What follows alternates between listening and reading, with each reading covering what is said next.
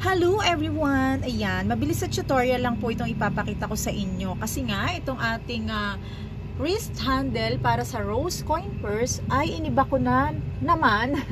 Iniba ko na naman yung kanyang pattern. Ayan, so ganito siya. Ayan, yung old pattern naman, meron din tayo dito sa channel ko. Ayan, so very easy lang naman ito. Depende sa ginagamit nyong yarn, pwede nyong gamitin ang pattern na ito sa iba't ibang klase ng yarn, of course, depende nga sa project na ginagawa ninyo. But since we are making crochet rose coin purse, na ang ginagamit nating yarn is 1mm to 1.5 mm nylon cord. Okay? So, for the hook size naman, ay 2.20 mm pa din. So, mag-chain lang tayo. Easy lang itong pattern na ito. Chain, slip stitch, chain, slip stitch lang. Okay? And then, gagamit nga pala tayo ng cream tube, of course. At saka ang ID holder. Ayan. Ito siya. Okay, let's start. Make a slip knot. Chain 12. 1, 2, 3, 4, 5, 6, 7, 8, 9, 10, 11, 12. Okay, 12. And then, slip stitch tayo sa first chain na ginawa natin. Slip stitch. And then, iiwas lang natin yung tail papunta sa kanan. And let's chain. So, dito naka-create na tayo ng round. And then, let's chain 75. Ito yung size na saktong-sakto lang sa braso ko. So, yung chain 75 is depende naman po sa inyo yan. Pwede nyo pang liitan or pwede nyo pang lakihan. So, dagdagan nyo na lang sa bilang ng chain kung lalakihan ninyo. Okay? 75. Let's count. 1, 2, 3, 4, 5. Sa paggawa nga pala ng chain, kailangan po ay consistent yung pag-i-stitch ninyo. Ano? So, yung chain ay wala dapat malaki yung chain na nagawa nyo doon sa umpisa, and then lalaki, liliit, lalaki. Kailangan ay pantay-pantay po yung kanyang ayan, stitch. So, tapusin niyo yan hanggang makakreate kayo ng 75 stitches.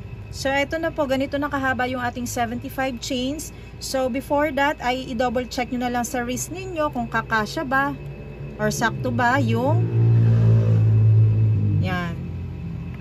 Kapag ka nahirapan kayong ilabas sa kamay ninyo, ay didagdagan nyo na lang. Okay? Kasi yung 75 chains po, ay depende pa rin naman yan sa yung tension natin. Maaaring yung 75 chains na ginawa ko ay masikip sa inyo dahil baka napasikip yung stitch na ginagawa ninyo for the chains. After natin makagawa or matapos yung chain na kailangan natin, slip stitch lang tayo dito.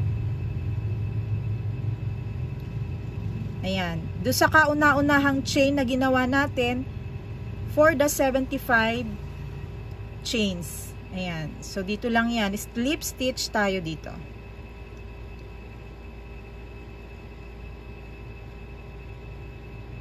Ayan. So, ganito na itsura niya. Ngayon, ang gagawin natin, slip stitch lang tayo sa chains. So, ganito lang into the next chain or yung kasunod na chain. Slip stitch lang tayo. Kunin lang natin yung isang loop. Ayan. Slip stitch. Yung ano nyo, tension nyo, i-manage nyo ha. Kailangan ay hindi siya masikip para dun sa first chains na ginawa natin. Kung hindi papangit yung inyong handle. So, paiikutan lang natin to ng slip stitch. Natapos na tayo doon sa first 12 chains na ginawa natin. So, dito naman tayo sa susunod na 75 chains. Basta yung makikita ninyo sunod-sunod lamang dyan na loop or stitch, doon lang tayo mag-i-slip stitch. Huwag po kayong magmi-miss ng chain or stitch. So, dito naman tayo mag-i-slip stitch doon sa 75 chains. Tapusin ninyo yan. Tapusin nyo siya hanggang makarating kayo dito sa dulong ito or part na ito. Tapos na tayo sa first round of slip stitching. So, ito na yung second round natin. Ganun pa rin. Kung ano yung outer loop, nasa, ayan, yung outer loop. Doon pa din tayo mag-slip stitch. Gawin lang natin yan siya. Slip stitch, slip stitch, slip stitch, hanggang matapos tayo dito sa ating ginagawa. Ayan. Andito na tayo dun sa pinaka dulo ng ating 75 chains, kung inyong natatandaan. So, last slip stitch natin to. Then, cut the yarn. Maikli lang. Yan. Pull it out. So, pagdating dito sa part na to, madali lang natin itong i-secure. Dalhin lang natin tong tail na to sa likod neto. Okay? So, paano natin gagawin yon? Baliktarin mo yan siya. Tusok mo yan dito sa malapit sa kanya. Yung hook. Then, kunin natin si yarn, si tail. And then, ibubuhol lang natin siya. Yan. Pagkabuhol, hayaan lang natin yan siya dyan. Kasi matatakpan siya ng cream tube. Sa paglalagay ng cream tube, iganito mo siya, itupi mo siyang ganito. And then yung part na, ito yung may hiwa, ano ang tawag dyan? Yung may ganyan, yung may cut, sa likod natin siya ilalagay. Ay, hindi, baliktad. Ayan. Yung sa may cut, sa likod natin siya ilalagay. Yung makinis, kailangan nandito siya sa part na nandun yung buhol para matatakpan siyang mabuti. Or bahala kayo. Bahala kayo, diskarte nyo na rin yan. Tapos kailangan natin ng long nose, of course. Ayan. Tansyahin nyo na lang kung saan nyo ilalagay yung cream tube. Ang mahalaga ay meron ditong space or butas na paglalagyan ng ating ID hook. Then after that, i-crimp na natin siya.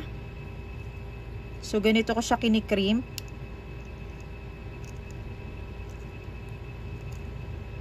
Hindi ko na siya pina-flatten eh. Mas maganda kasi yung parang ang dating niya is bilog. Kaya lang medyo challenging naman kasi yung pagko-close, pagki-crimp kapag kapabilog siya. So diskarte na lang talaga. Yan, discarding malupit. Yan, hindi ko na siya pina-flat masyado. Kasi parang mas maganda tingnan yung pabilog. And then after that, pwede na natin i-cut yung yarn, yung tails. And then ilalagay na natin ang ating ID hook or ID holder.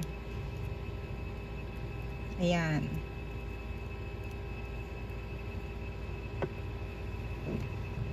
For the size nga pala ng ID hook, 22 cm. For the size naman ng ating cream tube ay 15 cm. Ayan, 15 cm, 22 cm para sa dito. Kung may makikita kayong mas malaki neto, yung 1 inch, mas maganda. Ayan nalagay. Mas malaki, mas maganda, 1 inch. Ayan. Kaya lang wala na akong mabilhan neto eh. Kaya ito na lamang yung ginagamit natin for the holder.